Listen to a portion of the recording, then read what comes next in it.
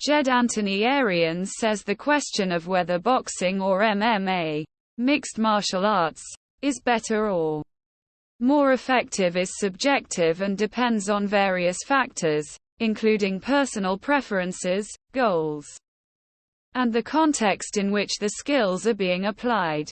Both boxing and MMA have their own strengths and weaknesses, and each sport caters to different aspects of martial arts and combat sports.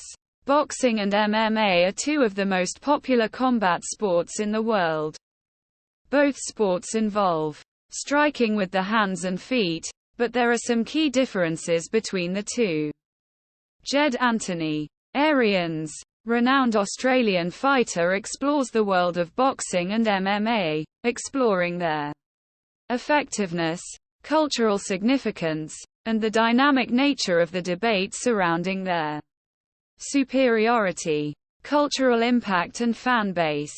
Both boxing and MMA boast passionate fan bases that contribute to the cultural significance of these sports. Boxing's historical legacy, iconic figures like Muhammad Ali and Mike Tyson, and the glamour of championship bouts have solidified its place in the global sports landscape.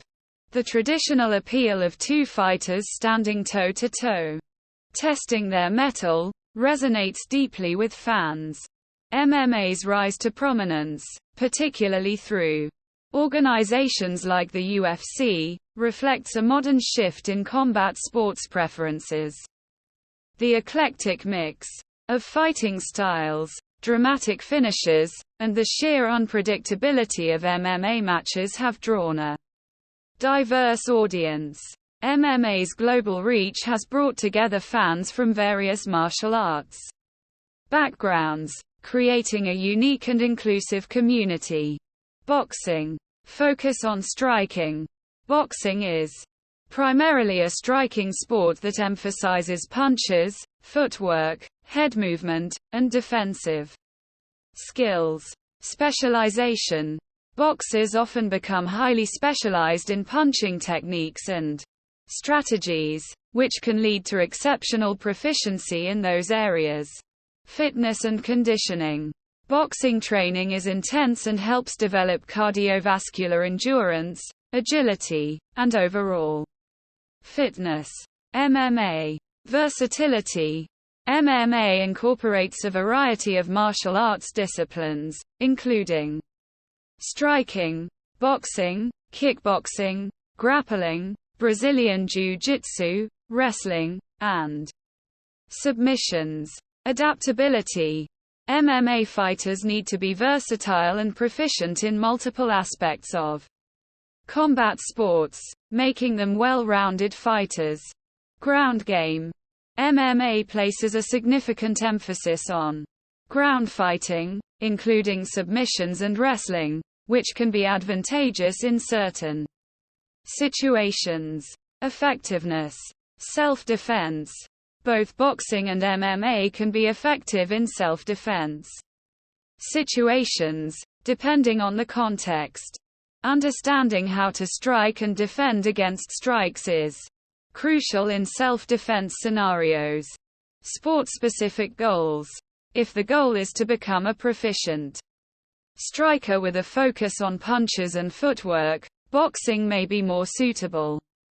If the goal is to become a well-rounded fighter with skills in various martial arts, MMA may be a better choice. Personal preference. Some individuals may prefer the pure striking aspect of boxing, while others may enjoy the diversity of skills offered by MMA.